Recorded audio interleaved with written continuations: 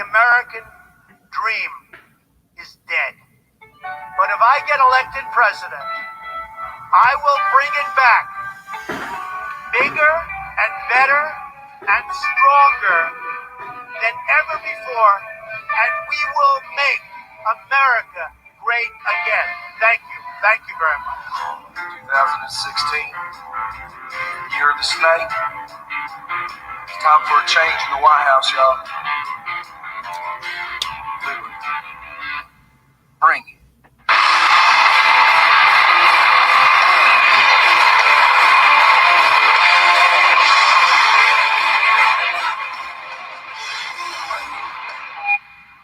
If you want the real deal, then you gotta get a real leader. Want a real leader, then we need a real man. Build a wall, deal with all them terrorists. America needs a man that can.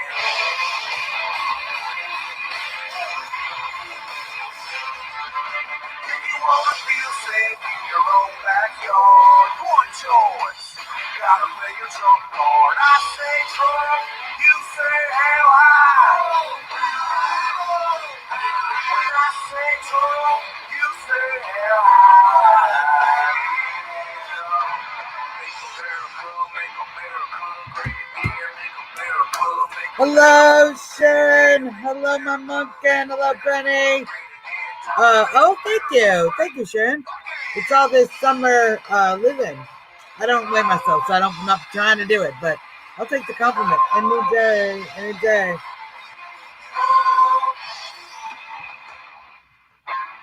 Joseph, hello.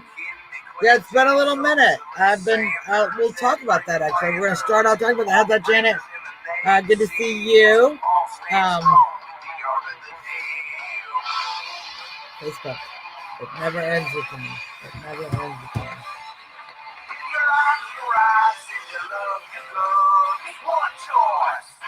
Sandy, hello.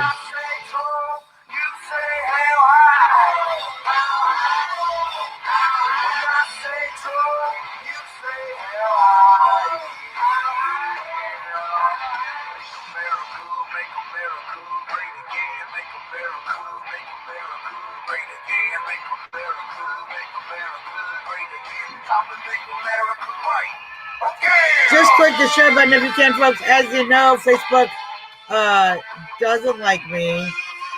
Neither does Twitter. Neither does YouTube. None of them like me. They all don't like me. So click the share button. Let folks know we are live. I'm going to try to pull up some video from yesterday here while I'm looking. We'll see how quickly it loads. While we're sharing and letting folks come into the room.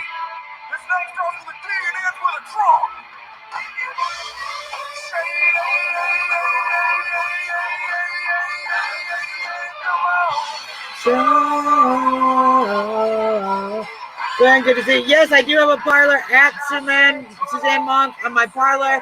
There's my Glassby. Everybody, Josh Glassby. One of my good original Chicago Patriots. It's been such a long, strange trip. We're going to talk about that a little bit too. Quinn, yes. I'm still learning how to use it. I'm not parlor master, but I'm over there. So do go ahead and try and find me. It's just my name, how you spell it.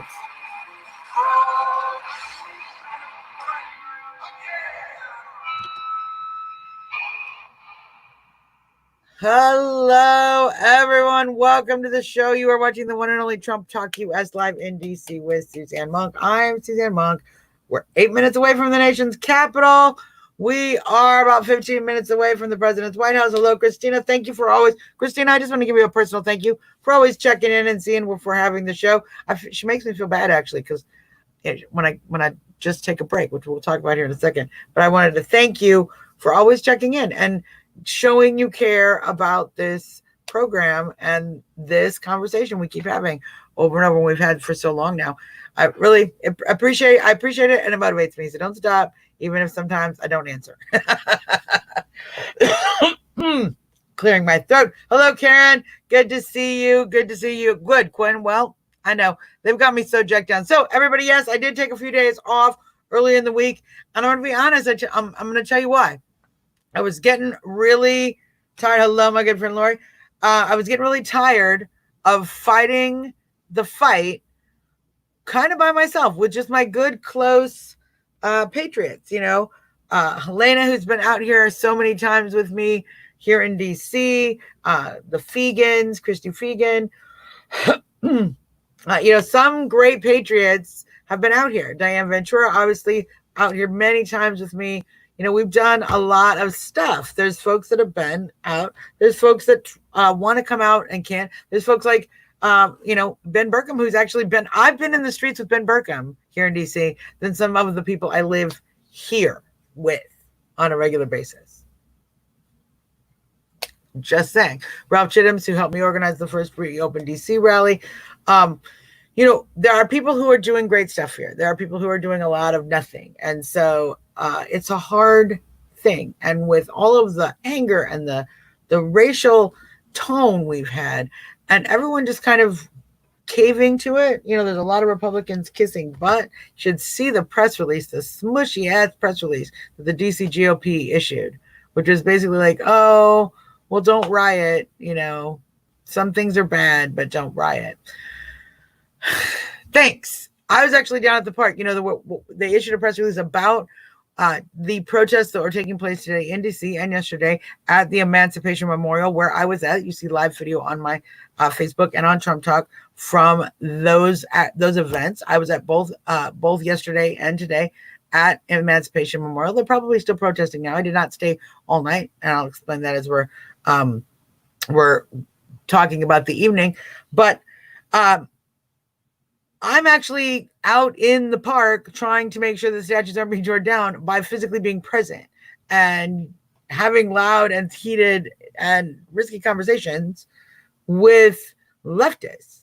And we got other folks who, are, instead of connecting, instead of defending our history or connecting with the community and actually reaching out, being in the community, they're writing press releases. So, I'm not going to name any names because I'm not mad at the DC GOP. I'm just disappointed at a lot of Republicans. I'm disappointed at a lot of conservatives. I'm disappointed at a lot of patriots even look, you don't all have to go out and yell at the protesters, but we should all be doing something. We should all be active. It should be super, I'll have to fix I'll have to let Meg know that her website has been, is doing that, Karen. That's horrible. That's horrible.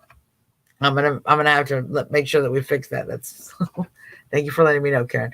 So, I got tired and I needed to take a break.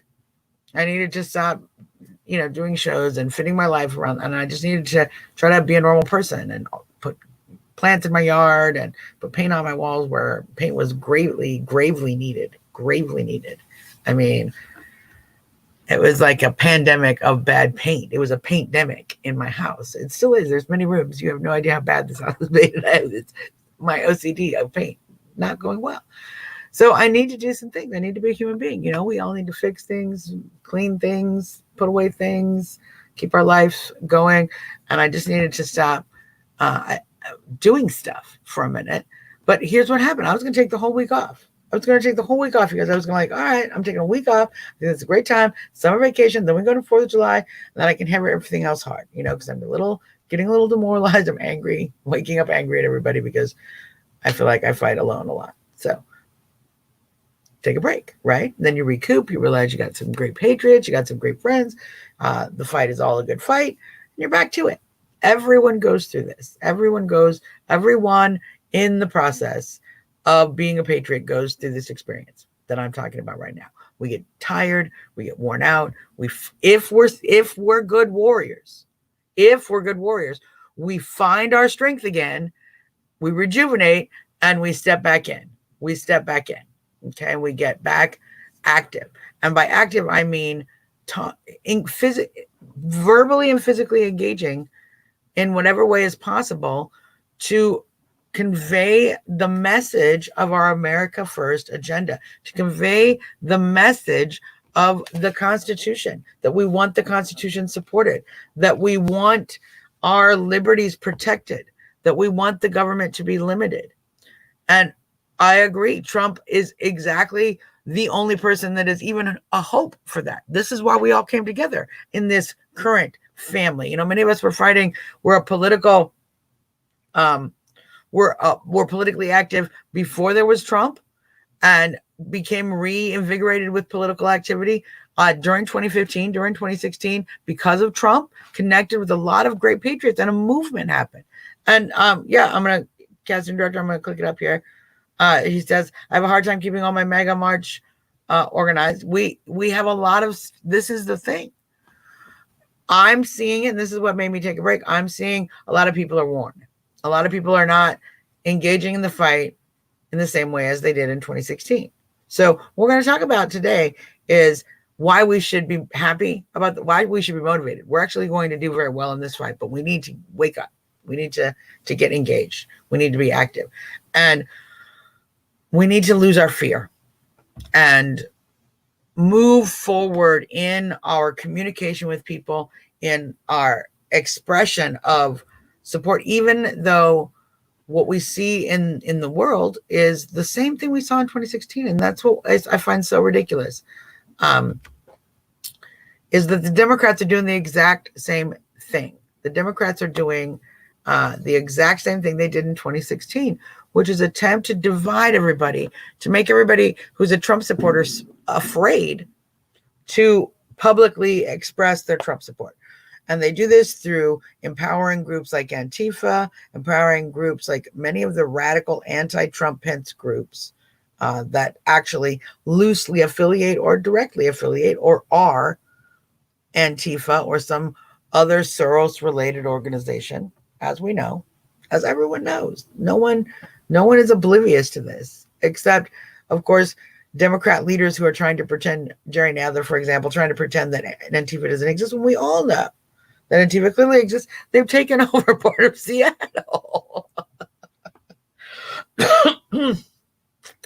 So they're using the same tactics, this fear tactic, this make everybody afraid. And I wrote a book. Actually, let's see if this book is on my shelves. I wrote a book. Yes, we have it. I wrote a book in 2016, The Semi-Essential Trump Supporters 2016 Election Survival Guide. Frankly, a lot of these things, 100% true again today. How people are going to be treated. Different things. Social media tips for the Trump supporter. These are all still great advice. In fact, I probably should just put up 2020 revised edition and go from there, because this is some great advice, because it's the exact same thing. Now, what does that mean? The Democrats are going to actually have the exact same experience, which they're turning off a lot of people from their party because of these violent tactics and their willingness to tolerate political violence. It's very disturbing. It turned a lot of people away from the Democrat Party in 2016 as they watched it happen, starting with the Chicago Trump riot. That was a Trump rally that turned into a riot that I was present at, and many other of my fellow patriots were also present at, and experienced very firsthand what kind of election we were going to get. This violent intimidation of Trump supporters designed to suppress our vote. But it didn't suppress our vote. It just made a whole bunch of people be quiet. Me too, Lee. It just made a whole bunch of people be quiet about their Trump support. But when they showed up at the polls, Trump clearly won, one would arguably say, in a landslide. So we can have a similar experience. We've got to keep getting motivated. I actually think it's great that the Democrats are lost in this frenzy they're in right now of trying to suppress our vote through a variety of means, via the mail-in ballot, via voter intimidation through their leftist brown shirt organizations like BLM, like Antifa, that they send out to intimidate and frighten people through riots and violence, so that they feel that anyone, they make it very clear. How's it going? Christy was just mentioning Christy Freegan, one of my great patriots who is out here, was at the park with me yesterday. So some folks that actually get up and do stuff.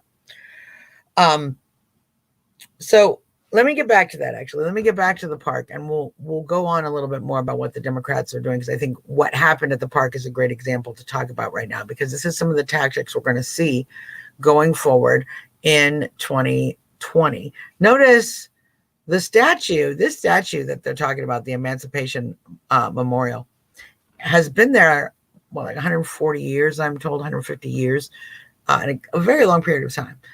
And it was, though there are people who have mentioned it before, and there have been activists who have opposed the statue, you certainly didn't see a bunch of people threatening to physically tear it down and burn it until now. We didn't see that during Obama. Nobody went to President Obama and said, hey, can you take down the statue? Because it's federal property. There's a process. It's relatively difficult for them to remove the statue, which is one of the issues with people who oppose the statue. I like the statue. I think the statue should remain. I talked to a woman today who works with an organization through the African American Civil War Museum. She works, it is female, it is former slaves, freed female slaves, and they do reenactments of known historical freed women and women of the time, particularly in and around the Civil War, around the formation of the statue. She plays the woman, her character that she plays as an actor is the woman who actually commissioned the statue. Charlotte, I forget her last name, Charlotte, but her name is on the statue. Charlotte's name, her character's name, is on the statue. Is the only other name with Abraham Lincoln, because she was the woman who suggested the statue, pooled her resources. As we heard in a wonderful video today, as at the Emancipation Memorial, Marsha, who with the organization was there playing her character and informing and educating people about the statue. As she said very clearly, Charlotte spent her first $5 she made as a washerwoman to help fund this statue. Washerwoman back in, 11 years after Lincoln was shot. So this statue was created because Lincoln was assassinated. When that happened, of course, they were very moved. Charlotte was very moved, and she felt that, as they quoted, that Black people had lost their best friend, and so they commissioned the statue, and she put her own money to it, and certainly many other freed slaves themselves, also, not economically wealthy people, certainly people with struggles, and who felt that this was important. So we got a chance to learn history today, and that's what we are seeing being attacked. We're continuing to see the ongoing press of socialism, of the tearing down of our history, that starts in our schools. It goes into our public square now, and we see this. How's it going, Diane? We see this acceptance, this tolerance of violence, of disruption of the peace, of vandalism, of property destruction. We see that acceptance becoming more and more prevalent in our society. Why? Not because of older people, not because people my age or older, but because of young people who are being indoctrinated in our education system. So what gets you frustrated? And as I was taking a break, as I said, I was taking a break, but of course, when you hear about the left is going to come try to tear down statues, a block, a mile and a half, 2 miles from your house, just over the river from your house. What am I supposed to do? So I got up and I went down. I went down to the park yesterday, got into some very heated discussions with a young woman. I'll maybe get a chance to, let's see if we've gotten any farther in loading this page, so I can try to find some of that video.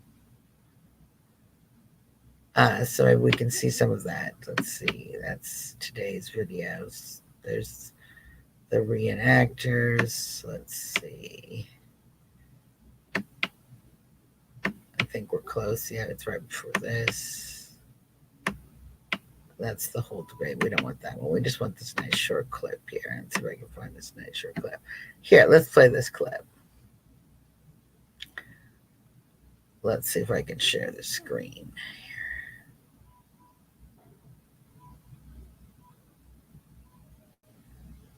Great. And we'll just let this play. Here we go.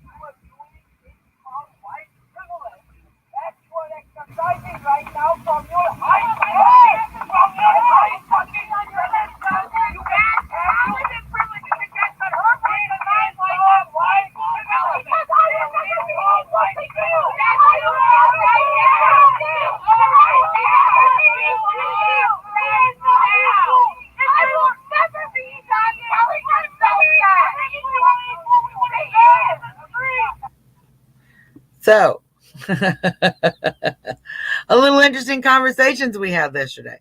A little interesting conversations we had down at the park with some real talk. Some real talk with a young woman who unfortunately has taken victimhood to such a mind-numbing level.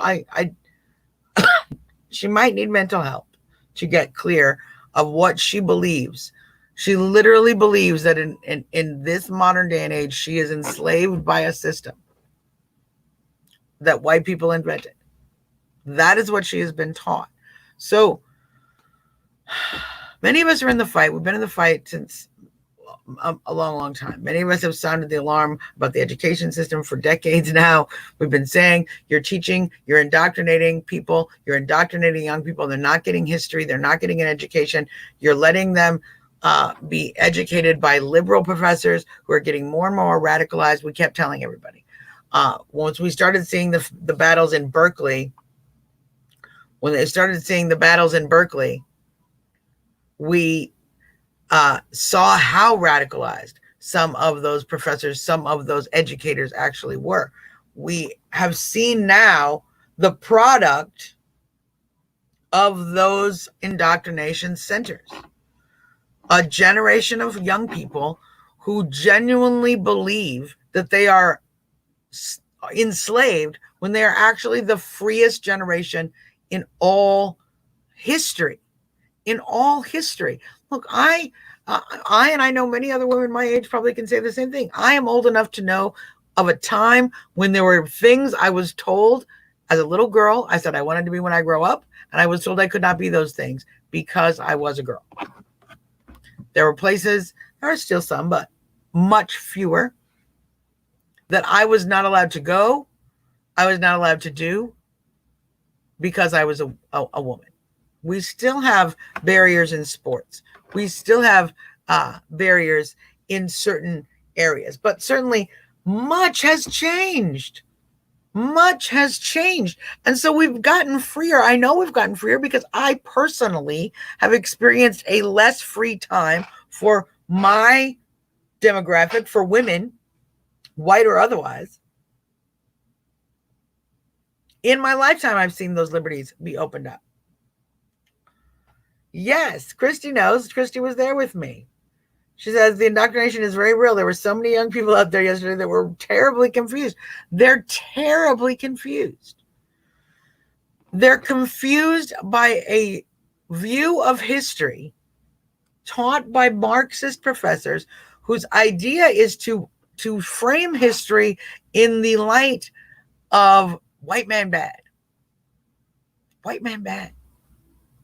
Everything the Europeans did was bad. We all would have been better if the Europeans had never come here and just stayed home. Now,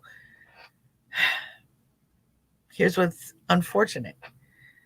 History is not white and black like that. It's literally not.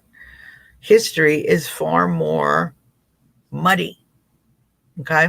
Whether that history is of Europe and the Americas, whether that history is of Native Americans, whether that history is of South America, whether that history is of the northern Siberian Peninsula, where people were able to come over way before even some of the history we have of the earliest tribes here in North America. A lot going on. There's a lot going on in history, layers and layers and layers of history that we're not teaching people, because we're teaching people about history based on what color you are right now. We're not teaching people context. We're not teaching people the time, the day, and why. I'm going to tell you why here, because we got troll. I'm going to explain exactly why. Because people like this, because people who have no interest in anything I'm going to say, they've read the description of this video, they have no interest in anything I'm talking about, but they're here to tell me what I'm saying is not okay and to push their political agenda regardless of what's actually being spoken about. This is the problem we're having. This is the indoctrination. This is what the indoctrination causes. It causes people who are unable to have civil discourse. This Constitution was written for people who are smart enough to read and understand words in relatively complex sentences. Understand concepts written down as clearly as possible, but in detail and in specifics, in ways that you have to actually have reading comprehension. You have to know the meanings of words, and you have to be able to read and understand the meanings of words at the time. You have to have context. This is what we're not teaching anybody. And literally, as I'm sitting down there listening to these folks complain about the Emancipation Memorial, no one complained about the context of the statue. They complained about the aesthetic. They didn't like. Here's what they didn't like. This is why they think the statue should come down. Let me tell you. They think the statue should come down because it is a statue of Lincoln standing. He has his hand gestured, like in a gesture of come up, welcome. You know, a kind of welcoming, guiding gesture of his hand. It's paternal, a little paternal. I don't think that being fatherly is that bad. So that's the point of the statue. It was to honor Abraham Lincoln. In the statue is a slave, a former slave. It was the last freed slave, I believe. There's some historical relevance to the actual person this individual is modeled after, because I met his great-great-grandson today, who was very angry that they wanted to tear down the statue that honored his father, his great-great-grandfather. In the moment, in the statue, the man is on one knee, but he is rising up with another. His face is up. His chains are broken. He is holding on to Lincoln, actually in a way of lifting himself up. You can actually see the motion of the statue. So the statue is actually, no, Stephen, we're going to have a conversation about this because you're absolutely ridiculous. You are not bothered. You are the one who is ignorant of slavery. You are so willing to be ignorant of slavery. You are so willing to use it as a political tool for Marxism that you would take a statue, a monument, paid for, conceived of, and inspired by a freed slave woman to honor Abraham Lincoln for freeing the slaves that other freed slaves put on that land. So do you really care about slavery at all? Do you really care about the suffering those people went through, that you would literally erase their history? The man, the great-great-grandson of the black man who's in that statue, wept on the steps of the statue today and claimed that they wanted to lynch his great-grandfather's legacy, which is true. They literally want to take ropes around the statue and tear down this black man's legacy because they don't like how Lincoln is standing, because they don't like the aesthetics of a black man on one knee beneath a white man without any awareness of history or the purpose of the memorial designed to have you remember slavery so that you know not to repeat it. So the statue has actually been turned. It used to face the Capitol building so that you were constantly in reminding of the government, of the U.S. government, of its past, and to never repeat that again. That's the purpose of the statue. But you don't know that. You don't know that because these folks are about, oh, the statue makes me feel bad. It feels bad because I'm bothered by slavery. I'm a white person and I am bothered by slavery. Are you? Do you know anything about the history of slavery? Why would you tear down a former slave's legacy if you cared about the ending of slavery? If you actually had any concern about the experience of slavery in America, what black people went through, and understanding and honoring that experience so that we never return to that, so that those of us in the world who changed, the people who made a difference, are still honored, you might as well be with the Holocaust deniers that want to tear down Auschwitz, so there's no evidence of that either. But I oppose that. I oppose that 1,000%. Yeah, Monarch, 100%. They don't even know the history of the statues. And I talked to several individuals today who do know the history of the statues, who know a great deal about the statues. I talked to a gentleman, Don, who runs DCBlackTours.com. He does a wonderful tour of Black history here in DC. He's a Black Republican, great guy, very well educated, very well informed. He takes people to the statue all the time. He and his wife clean that statue. Did you know that? He and his wife clean up the garbage. They prune the hedges. They have taken care of that statue when other people in the neighborhood, certainly these activists who want to tear it down, they don't show up to keep the park clean. They don't show up to care about the community. In fact, they only show up on election years when the Democrats need a hot button issue like the crazy statue that they don't like because the black man is not towering over the white man. Because it memorializes a moment in Black history when American Black slaves were in the process of standing up from having been on their knees, having been forced by slavery to be on their knees. We fought a bloody awful war for it. This idea that we want to tell people that Lincoln was a racist because he was a pragmatist and thought about more than just, the outrage of ending slavery. The same thing when we talk about folks who believe that the Civil War was only about slavery, that the South was just a racist, bigoted slave, everybody's owning slaves, it's just all slave town down there, which is utterly inaccurate. Utterly inaccurate. The Civil War was a very complex time in our history. It had very much to do, not just with slavery, but with the Constitution, with states' liberties, with our bond as a nation, as a unified nation. Our United States were being questioned. And you know what?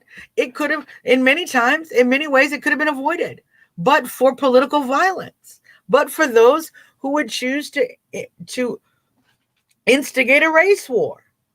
John Brown. So history repeats itself again and again. It might be great to know that history so that you can actually, I know what's happening over here. It's the other page. Couldn't figure out what the ding was. The history is so important to understand. Now, Josh, one of the things I am proud about the president, very much so this week, is that he has stated he will protect these monuments. here across the country, but particularly here in DC. And we have police presence, park police presence both nights. We have barricades, metal gates. They have done everything that I think is within their reasonable power to ensure that those monuments are going to be safe. And I do know from being on the ground there and talking to police officers, as we do, I always thank the officers for being there and doing their job. Always, as many of the officers as I can find. If I see an officer while I'm at an event or a protest, I make sure I thank them, even if people see me. And sometimes that does in fact put me at risk. I'm going to be honest. There are times when you go to lefty protests, particularly these Black Lives Matter anti-cop protests, if you go and thank the officers publicly, it does put you at risk. They know you now. You've been made. You've been cited because you're pro-cop. So I do it knowing it puts me at risk. I don't care. And here's why. Today we're at the protest. Today I'm at the protest. And as I'm going around saying thank you to the officers, this gentleman comes up with a Trump is 100% a dick sign. And he gets up into the officer face, this Asian officer, young Asian officer, attractive looking kid. And he's like, oh, so you put your helmet on because you're scared now. He's like, this is what he's saying to the officer. This is what he's saying to the officer. Oh, you're scared. You're scared now. So that's why you're putting a helmet. Mike, I'm going to talk to you. I'm going to mention that comment in a minute. We have a troll in YouTube, and we're going to talk to him in a minute about his comments. So no, don't go away, Mike. Stay put. Stay put. I'm going to get to you. So he's telling this officer these insulting things for no reason. And I'm standing right next to the officer, and I go, officer, I'm just here to say thank you for your job, and I appreciate you. And I start talking as the guy is talking. I start talking to the officer to actually drown out his insults to the officer with compliments. It's one of the reasons I continue to always thank every single one of my officers, and do it publicly because I know they're getting heat. That same man went around and told all the other officers insulting things. So let's address our little troll in YouTube, which we never get trolls in YouTube. It's so weird. I'm glad to letting anybody at all see. He says, how does it feel to watch your evil history and statues be erased before your eyes? Mike Jones, let me tell you something. You are going to create the exact same history over again by erasing history. Every culture who has erased their history, did not teach their history as a lesson, a prohibitive lesson, an informative lesson, a parable, if you will, what to do, what not to do.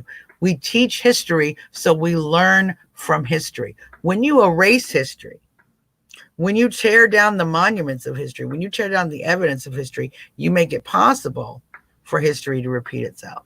The reality of the situation is it's not white supremacy you need to worry about, Mike Jones. Okay, it's not actually been white supremacy you need to worry about since probably you've been on this planet. You know, unless you're like 70 or 80 years old, most likely the environment you're living in is pretty freaking equal.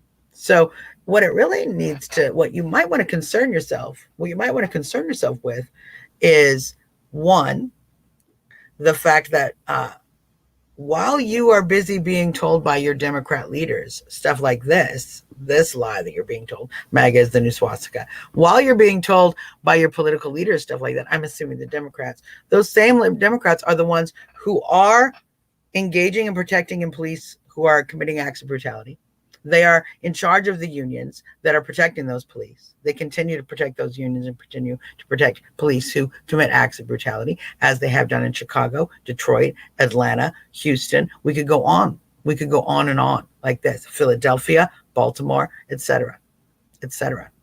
So the Democrats who tell you to hate Trump, they're the ones who are making sure that more Black babies are being aborted than any other ethnicity of babies. So they're destroying your Black future. They're literally killing the Black future. They're literally taking Black people that could become the community that helps to rise up the Black community, that creates the doctors, the lawyers, the successful, wonderful people that everybody talks about, that equality. Well, you're killing off. You are literally letting the Democrat ideology, the Democrat agenda, kill off millions and millions of your people. You're worried about my hat. You're worried about my hat and telling me about systemic racism. I'm telling you the systemic racism comes from the Democrats who are still killing Black people today, right now. They're still right now eradicating your race. The same people, the Margaret Sangers who invented Planned Parenthood for the purpose of destroying the Black population, of weeding out the bad humans, of genocide. The same people who committed acts of genocide on your people are still doing that today, and you're worried about my hat, dude. Are you serious? Are you serious with that? You are wrong, Mike Jones. They advertise them in Baltimore. They have billboards in the ghetto. They have billboards in the ghetto where they advertise the per capita population. This is a lie. You're playing with numbers because you guys love to do this. You love to do this. There are more white women in this country than there are Black women. We're about 75, 78% of the population. Okay. You're a smaller percent of the population. Okay. So in aggregate, do more white women get abortions? Yeah. But percentage wise, per capita, no. The Black community is getting far more abortions per capita than any other ethnicity. Millions and millions of Black people are being murdered every day. You're doing nothing. You've got kids getting shot in the street. You're doing nothing. 102 people got shot in Chicago. You're worried about my hat. There's no Republicans in Chicago. There's no Republicans in Chicago. Okay? You have a city where 102 people, mostly Black, were shot this weekend. It's not run by Republicans. Democrats run that city. Democrats have been the mayor. Democrats have been the city council. Democrats have been the police chief since decades and decades and decades. The same idiots who are telling you to hate my hat are the same people who make sure that nothing changes for you. And you want to tell me about my hat. And you want to tell me about systemic racism. You don't even know what it is. It's literally slapping you in the face. It's called the Democrat Party. You don't know what, you want to know what systemic racism is? It's called the Democrat Party. Period. They were the party of slavery. They were the party of the KKK. They were party of the Jim Crow laws. They were the party that fought civil rights legislation. You know who voted for it? The Republican Party. You know who Frederick Douglass was? A Republican. Our founding Black founders, Republican. They would have never been a Democrat. They would have been insulted.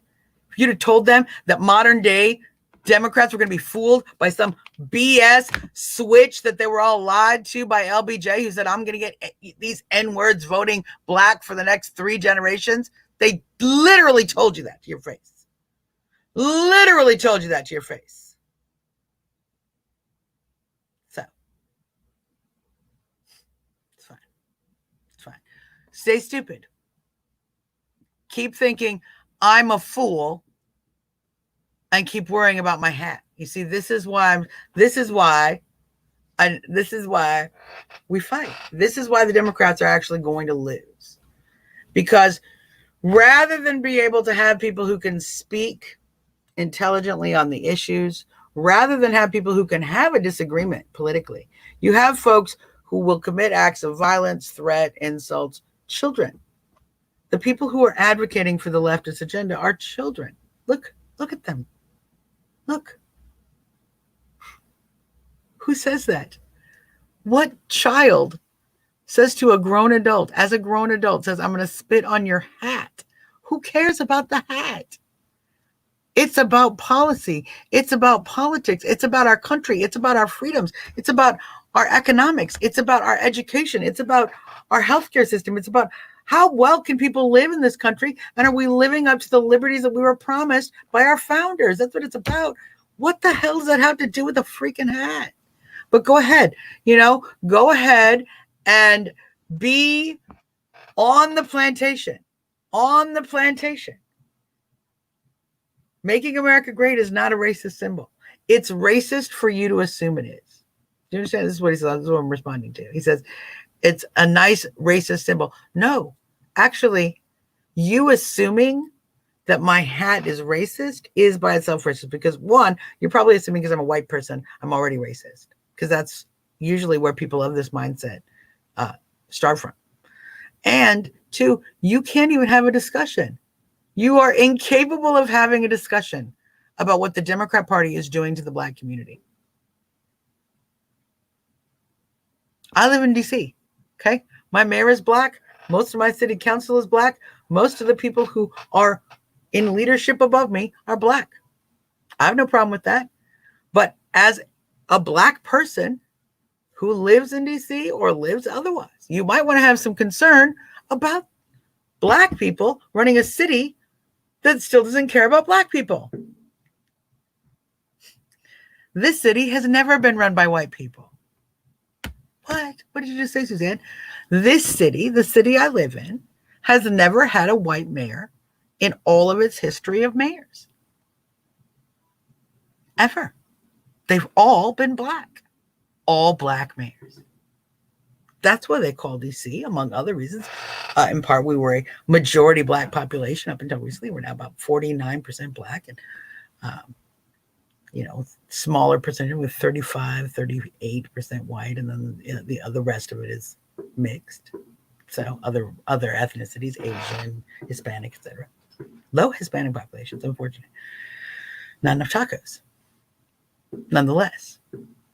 So what's happening in DC to the Black community isn't happening because of white people who wear MAGA hats. In fact, I know Black people who live in DC who also wear MAGA hats. You are being not only a racist, but a bigot because you are bigoted not only to people, you are bigoted to people who might be of your ethnicity who also wear the MAGA hat. You might as well be Joe Biden. If you don't agree with me, you ain't Black. That's kind of what you're saying. But that's ridiculous. And this is why the Democrats are going to lose. Because you can't count on people with this kind of mentality to actually move votes. You can't count on people who have this kind of mentality to this division to be let's just talk to a thing. Mike, dear. Mike Jones, darling. Mike. Okay. I want you to look something up. All right. I want you to go look up, because you obviously don't know what I'm talking about. I want you to go look up Anacostia. Anacostia. Anacostia. Okay. 8th Ward. You know what? You can just look up the 8th Ward of DC. But you just look up the demographics of the 8th Ward where I live in Washington, DC. And then tell me again how I don't know Black people. I don't know. I don't have Black people over for dinner. Okay. I'm the only white person in my neighborhood. They're all Black. All of my neighbors are Black. All of my wonderful neighbors are Black. We hang out. We barbecue. We knock on each other's doors. We watch over each other. Yeah. Don't be a racist. It's not attractive. No, and you're right, Janet. The police and the politicians are not doing anything about it. So, we've seen what this lack of education comes. We've seen this. We've seen what this hatred is. We've seen this too. When I've answered the question, Mr. Jones, I literally explained to you the question. You said, I don't know any Black people. I told you I live only around Black people. You looked like a racist fool. Now you do that thing that leftists always do, which they say, you didn't answer the question. No, I didn't give you the racist answer you thought I was going to give you. But that's because that's not the answer. That's the answer in your head. And this is what I'm really talking about. The left is delusional. These are the people the party is putting up. These are the people who are spreading their message. These are the guys who are their boots on the ground, getting the vote out. These guys. These angry, hateful, racist, bigoted people are the ones who are spreading their message, who are fighting for them. Now, that's going to lose. It lost in 2016, but our job is going to be to stay on track, okay? Our job is going to be to stay on track. We need to be able to do a few things better than they do, better than the left. One, we need to stay focused on getting voters to the polls, getting votes to the polls. Now, I know we've been talking a lot about mail-in ballots. There's been a lot of concern about they are going to use a lot of mail-in ballots, and they will. And there's a lot of shenanigans that can occur with mail-in ballots. We need to be able to address that as citizens. Is it possible for me to take my mail-in ballot and drop it off directly at the Board of Elections? Question 1. 2, can I drop off other people's ballots? Because if I can, we as citizens can legally gather ballots from our Trump supporting friends, make sure all of our Trump supporters ballots in our county, in our precinct or whatever, our voting area, however it works, state, etc., all can get in and be counted. That's what ballot harvesting is. I got into a debate with someone just the other day about ballot harvesting. He said, oh, it's shady, something that the left does.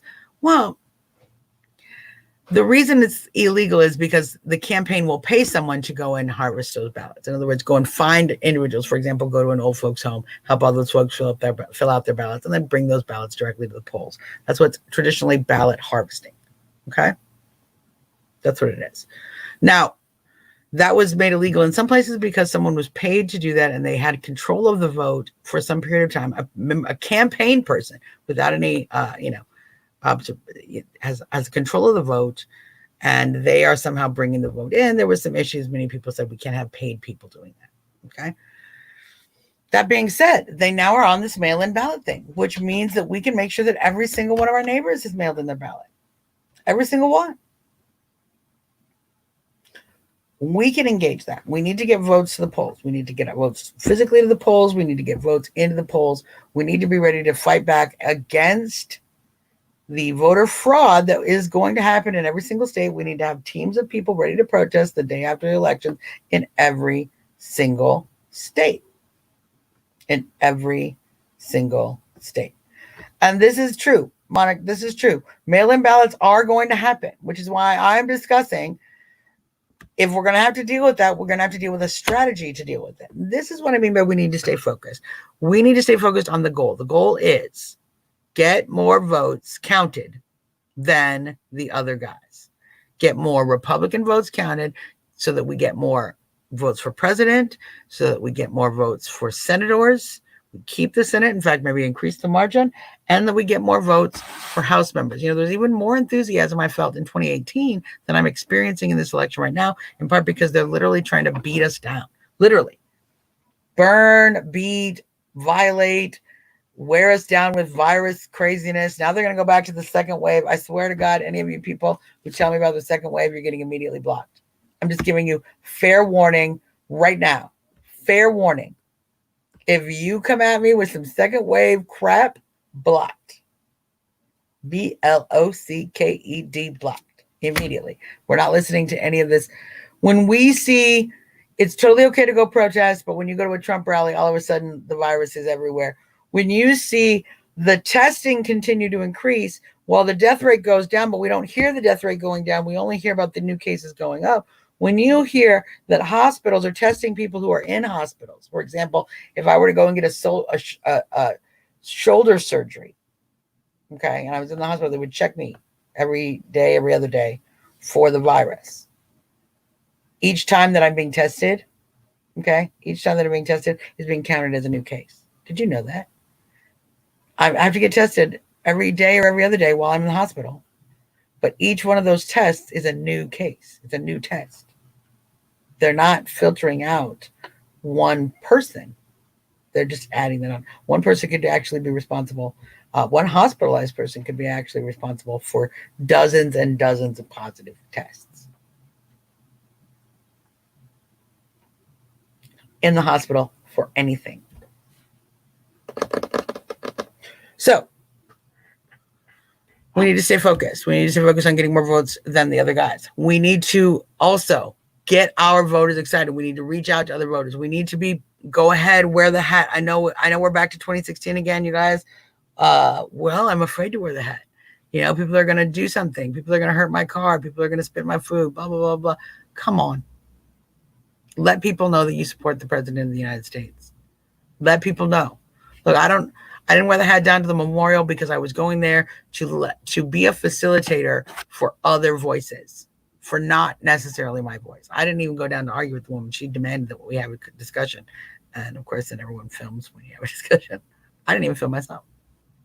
So I didn't go down there for that. I went down to make sure that no violence was going to occur, and that if we're going to have a discussion about the statue, it's going to occur peacefully. And I went down there again today to make sure that happened, to make sure that all voices, even voices they don't agree with necessarily, were being heard. And we had an opportunity to do it. I'm glad I was there because they weren't going to let these folks have the bullhorn. They were not going to let these pro-statue voices have a bullhorn. Luckily, I had mine there. Was able to bust out, hand in my bullhorn, and let their voices be heard. So I didn't wear my. I'm not here to pitch Trump, but still, everywhere we go out. We go to rallies. We go to events. We go to the park. We go to the grocery store. We got to be proud. We have to talk to other people. We have to start those conversations that move votes. Some of those conversations are not going to be comfortable. I know we're all a little demoralized because in 2016, we lost a lot of friends and family members talking about Trump. So a lot of people now, they're a little extra tick-a-lock, extra quiet. Stop it. Stop it. We're on the worst battle we've ever had. They're 10 times worse than they were. They are 10 times worse than they were in 2016 when it comes to creating the political violence. They didn't start this political violence. The political violence was not this way, this bad. Well, that's interesting because the riot was in March. The Trump rally riot was in March. We did see some violence continuing after that. So we might actually be a little behind. Maybe they're a little slow on the violence this year. So we're also going to need to speak truth, validate other. One of the great things about going down today to the park and listening to other conservatives, whether they were literally conservative, like Republican conservative as a political agenda, people who were conservational of the statue. They wanted to conserve the statue. Having those voices heard, hearing those voices, sharing those voices is so important. So important that we make sure that we continue to support those dialogue and the dialogue and these principles. We're going to have to continue to empower other voices. So being present for those folks, saying thank you, letting them know you appreciate their message, you appreciate them standing up and saying the truth, speaking truth in a scary crowd. This poor, I feel so bad for this woman, Marsha. She's an older woman. She's in her beautiful costume. It's a beautiful costume. And she's literally being heckled by children for teaching them the truth. It took bravery. I said, thank you, Marsha. I told her, thank you. Thank you for being brave. I'm sorry that was hard. I feel bad that it was hard, but thank you for being brave in their face because they need to hear. They need to know. And it's going to take some of that. We're going to have to be brave and have conversations in people's face that might not be comfortable. We're going to have to speak truth in ways that might not make everybody comfortable. It's going to be uncomfortable from now until November. It's going to be, let's just repeat that. It's going to be uncomfortable from now until November. Oh, thank you, Virginia. I appreciate that. Thank you, Penny. Thank you for doing that. So we're going to need to make sure that we're getting voters to the polls by whatever means necessary. And we have to be willing to talk to our friends. We have to be willing to talk to our neighbors. We have to be willing to come out a little bit and let folks know we support this president and why. Because you know what? A lot of them do as well. A lot of them are turned off by the Democrats and their support of violence. A lot of them are turned off by the Democrats and their racial pandering. They're turned off by the anger and the hatred and the vitriol and the get nothing done attitude, and they're tired of it. But if they don't hear somebody give them a little impetus, just someone say, you know what? I like Trump. I'm gonna own it. I like Trump. And they can go, oh, you know what? I like him too. And they get that little whisper word. In Washington, D.C., people always say we're a very blue city. Very blue. Oh, why'd you move to another blue city? How's it go? Thank you. Thank you, Amy. Thank you, Laura. I appreciate that. Why'd you move to such a blue city from Chicago? Such a blue city. Why'd you move to another blue city? And I keep telling people, we're not a blue city. We're a purple city, but we're color changing. What do you mean by that, Suzzanne? Well, our liberals are very loud here. They're loud and they're obnoxious. They're kind of in your face. They yell at you a lot. They don't tolerate alternative opinions very well. So they kind of make everyone nervous. But they are not, let me repeat, they are not the majority of the population of the city of Washington, D.C. They're not in any way, shape, or form. The majority of the population of Washington D.C. is a quiet group of people who really doesn't want to be bothered, who doesn't want to get engaged with all of this yelling, and they're not confrontational. As in general, Washingtonians are not very confrontational people. I've lived in Chicago, I've lived in New York, I've lived out in Vegas, I've been to LA, I've been all over the country. Some people are more confrontational than others, and DC, Washingtonians, not confrontational. They do not like they will avoid confrontation, other than these few crazy liberals who kind of get in everybody's face all the time. So what happens is that nobody wants to talk politics. They all, oh no, they play lip service. They pretend like they get along with whatever liberal politics are being marched around them at the moment. Okay. But then you get into a real conversation with folks, and you go, oh well, I'm actually for the statue. Like, I'm for the statue too. And then they give you this. It's funny. Always, this is a standard issue. Someone will go, I have a friend. It's always a friend. I have a friend, older guy, totally disenfranchised, and hadn't voted for years. And he was all like, I'll vote when somebody like Trump runs. Well, then Trump ran.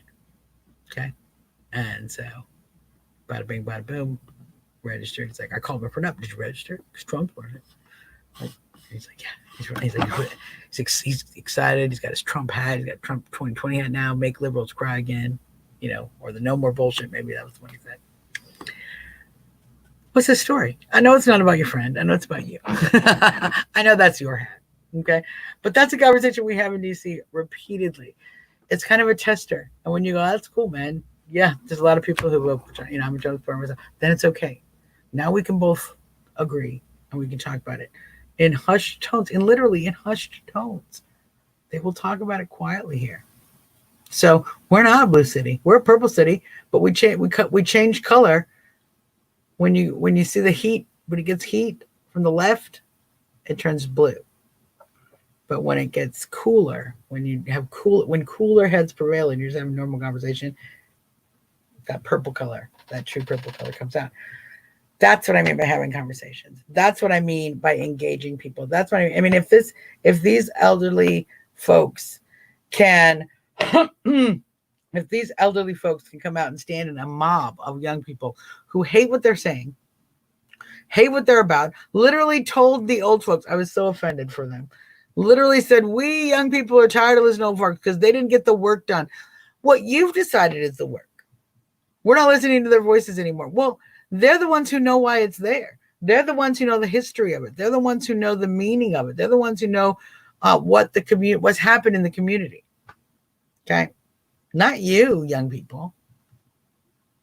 It's ridiculous. So those folks are being so courageous. And thank you, Angel. I try to be a little courageous myself. I think we all need to be courageous. And even the little way possible. Even if that just means wearing your Trump hat to the grocery store one time and having conversations. When people ask you about your hat, when people go, hey, I like your hat. Hey, are you voting? We got to make sure we get every vote. That's why you wear it. You wear it so that when people go, I like your hat, you go, are you voting? Are you registered? You guys are voting, right? We need every vote. We got to get Congress back. You are motivating people. When they see your hat and they like it, you motivate them. Exactly, Virginia. We talk to everybody. We drive people to the polls. Exactly. That's what I'm talking about. I'm putting this up. Virginia says, I talk with everyone I can. I will be driving people to vote when Jesus opens the polls. I will do anything as I can as Jesus protects me. I'm 61 disabled, but I refuse to let Satan have my country. Please pray for everyone fighting to save our freedoms. 100%. 100%. We're going to be safe. We're going to be, but we're going to be brave. And we're going to do everything we can. And right now, what we can do is make sure we have those conversations, make sure we get our friends excited about this election, make sure that we get them excited to do the exact same thing we're doing, which is talk to their friends and get them excited about the election. We can win this. The left lost so badly in 2016 because of the exact tactics of political violence and tolerating this kind of anger and rage. Going into the election year, it failed miserably in 2016. Let's make it fail miserably again. Okay? Let's help them. But they're going to try to steal more votes, so we need to earn more votes. So I need everyone active. I need everyone happy. I need everyone knowing we can get it done. We're going to get it done. But do what you need to do to get rested, folks. I did. And then, I took some time off. And what happened? The war was right near. And frankly, going and having those conversations, talking with so many people about relevant issues and just engaging the community again, so invigorating. So invigorating.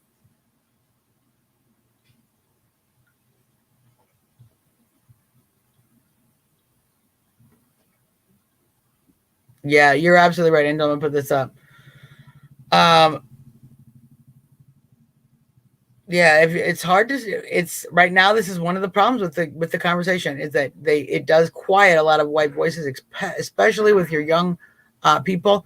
But keep trying, keep having those conversations. We got folks enjoying fireworks out in the backyard over here. Yeah, you can hear the firecrackers. We do love our fireworks here in DC. So, this is the fight we're in. This is the fight we're in. And we're just going to keep educating people and having those conversations with each and every person, even the uncomfortable ones. And we'll be gentle. We'll be loving. We'll be warm. We are going to be relentless. We are going to be relentless in our passion for this country, for our Constitution. Okay. And for the president that we have chosen to defeat the establishment, to hand us back our country, to hand us back the country by, of, and for the people, to give us back that gift. We're going to keep winning. We have to. We need to be ready for 2024. Yes, I know we're not. We'll take a week off in 2021 after we reelect this president and take back Congress. So let's stay busy, you guys. Had a wonderful week. I know it's very stressful. It's very frustrating. Find the conversations that you can have. Rest yourself from the frustrations. Give yourself things that are positive. Balance your positive energy and your negative energy. Don't just read a bunch of negative articles. Don't do it. Don't just listen to Tucker complain. Don't do it. You've got to find positive energy. Go out in the public. Meet people. Talk to people about the president. Talk to people about this election. That's where you're going to find the positivity. We were all discovering it in this beautiful way in 2016. We were just all coming awake to the fact that there were Trump supporters everywhere. So go find them again. Go find your family. It's family reunion time. It's Trump 2020. So that is our show for today, folks. I want to thank everybody for tuning in. We will be back on Monday. I'm going to try to go back to regular schedule. There's a lot going on, obviously, with the protest, with everything that we see happening. So we're going to try to keep you informed. I appreciate you guys giving me a few days off without complaining too much that I was gone. So I'm going to be, Eric, I'm going to be Monday, Wednesday, and Friday, probably 8 or 9 o'clock. I haven't decided. It'll be 8 or 9 o'clock, one of the two. And I will put that out over the weekend once I just can't tell whether I like sometimes 8 is too early and then 9 o'clock it's too late. So that's a sweet spot. Maybe I'll do 8:30. Anyway, until next time, you guys, until Monday, this is your girl, Suzzanne Monk. Trumping out.